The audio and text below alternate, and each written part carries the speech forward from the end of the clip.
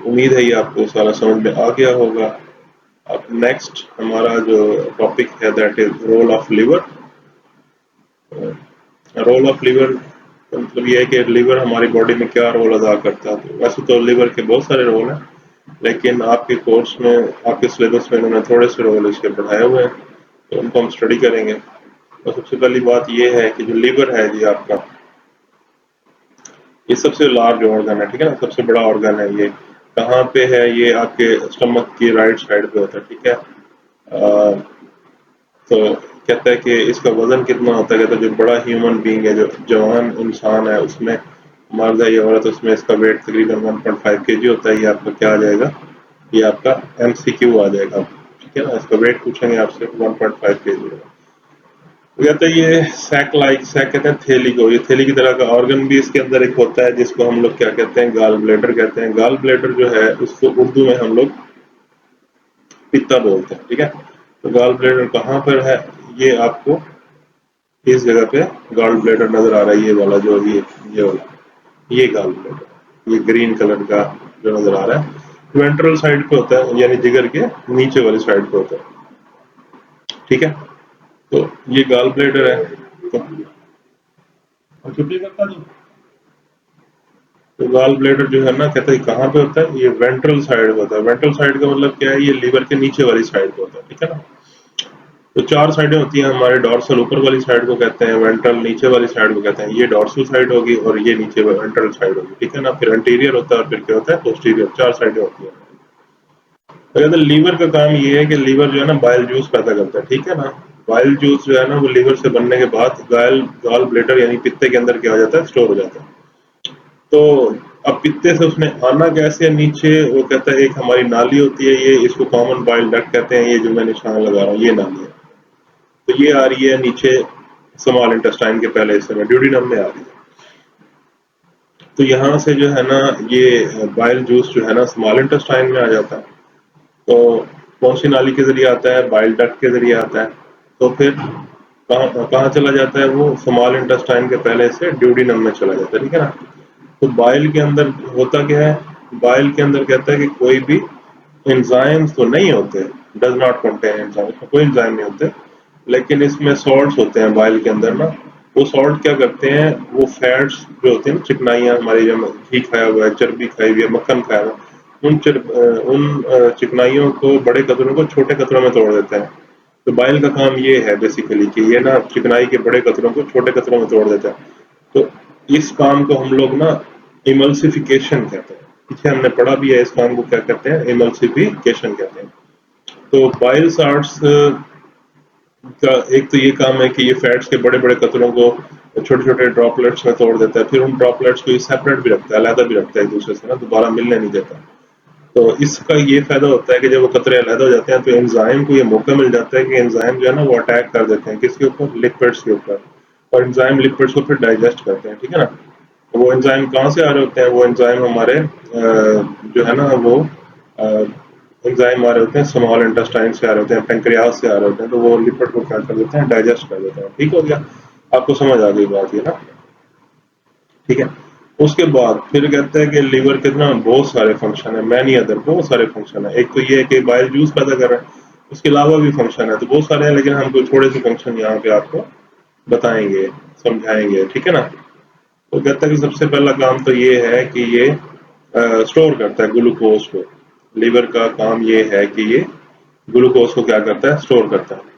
और ग्लूकोज छोटे छोटे मॉलिक्यूल होते हैं, उनको बड़े बड़े मॉलिक्यूल्स में ग्लाइकोजन की सूरत में स्टोर कर लेता है। ये बिल्कुल ऐसे है जैसे आप लोगों के घर में कोई छोटी छोटी सी जो है ना रस्सियां वगैरह हों, तो आप उनको जो है ना फोल्ड करते जाएं, फोल्ड करके उनको आपस में बांधते जाएं, और उनके जो है ना एक आप छोटा सा ढेर सा लगा दें। तो बिल्कुल ही ऐसे है जैसे कि ना ग्लूकोज जो है वो छोटी रस्सियां थी और आपने जो उनका ढेर लगा दिया, वो क्या है? ग्लाइकोजन है, ठीक है।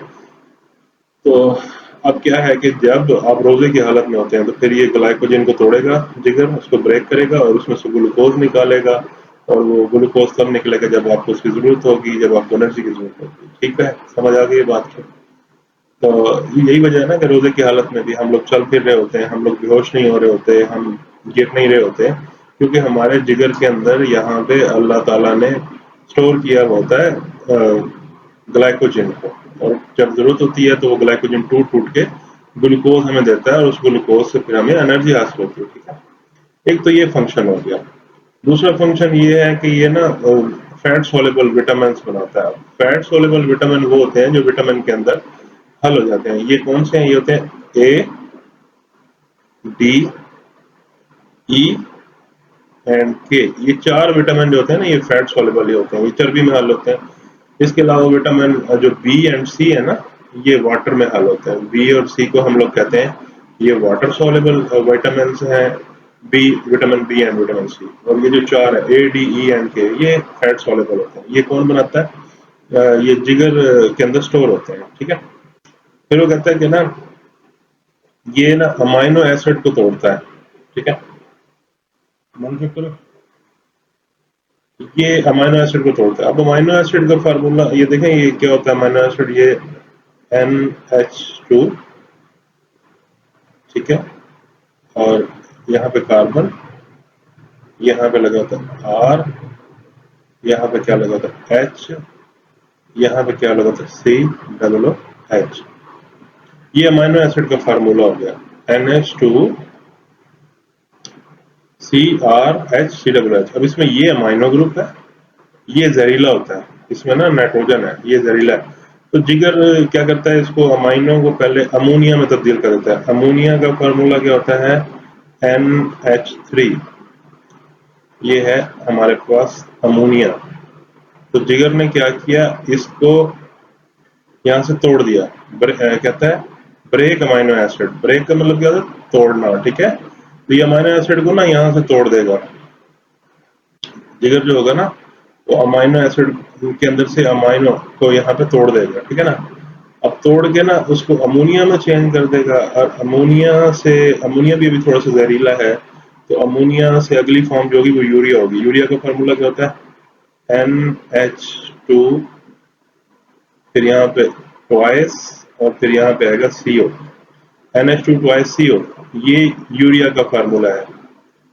तो अब देखें कि अगले स्टेप में वो ये कह रहा है कि अमोनिया को जो है ना वो फिर लेस टॉक्सिक यानी कम जहरीली फॉर्म यानी यूरिया में तब्दील कर देता है ये। ठीक है ना, अमोनिया को हमारा लीवर जो है वो किस में तब्दील कर देता है?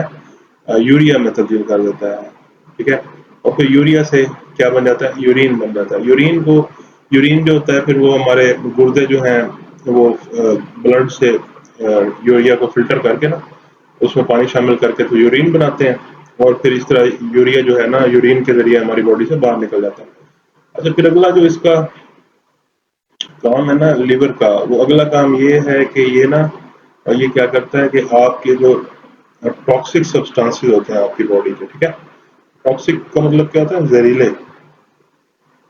टॉक्सिक सब्सटेंसेस जितने भी है ना आपकी बॉडी में, मतलब आपने दवाई कोई खाते हैं तो दवाई जहरीली होती है, सबसे पहले तो आपके लीवर में जाती है। तो वो लीवर क्या करता है? वो टॉक्सिक सब्सटेंसेस को ना ब्रेक कर देता है, तोड़ देता है, ताकि ना वो टॉक्सिक न रहे और आपकी बॉडी को नुकसान न पहुंचाए। अगर कोई बंदा खुदा ना खास्ता वो अल्कोहल का आदी है, शराब पीता है, तो लीवर जो है ना उस शराब वगैरह को तोड़ेगा, और इसी वजह से ना शराबी बंदा अगर बार बार शराब पिएगा ना उसका लीवर खराब हो जाएगा। ठीक है जी, गुर्दे खराब हो जाएंगे उसका। अगला फंक्शन इसका ये है कि ये ना आरबीसीज को तोड़ता है। तो आरबीसीज का ना कब्रिस्तान कहते हैं इसको। रेड ब्लड सेल जितने भी होते हैं ना उनकी लाइफ आपको पता है 120 डेज होती है। 120 डेज का मतलब क्या है? 4 मंथ। तो 4 मंथ के बाद ना उनकी लाइफ पूरी हो जाती है, और वो जाकर ना लिवर के अंदर टूटते हैं। लिवर को आप समझेंगे उनकी कब्र है। तो यहाँ पे रेड ब्लड सेल टूटते हैं, अपने लाइफ स्पैन 120 डेज को पूरा करते हैं, कंप्लीट करते हैं, और यहाँ पे आके वो मर जाते हैं, खत्म हो जाते हैं, टूट जाते हैं।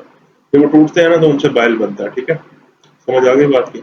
लिवर का अगला फंक्शन ये है कि लिवर जो है वो आपकी बॉडी के लिए विटामिन ए तैयार करता है।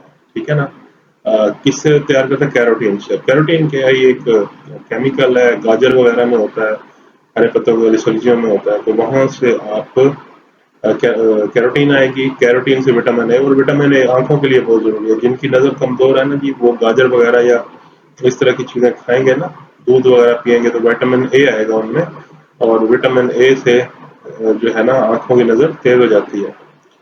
तो इसके अलावा जिगर का जो बहुत अहम फंक्शन है वो हीट पैदा करता है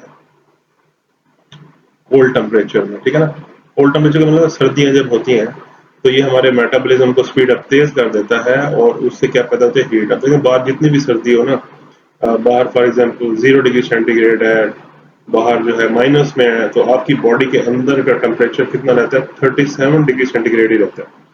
तो 37 क्यों रहता है, जिगर जो है ना हीटर का काम कर रहा होता है, अंदर हीट पैदा कर रहा है। ठीक हो गया। तो उम्मीद है बेटा आपको ये टॉपिक समझ में आया होगा अच्छे तरीके से। आपने इसको याद करना है, लॉन्ग क्वेश्चन है। और मजीद इस तरह इंशाल्लाह वीडियोस को देखने के लिए आप चैनल को सब्सक्राइब लाजमी करना है। ठीक है, थैंक यू।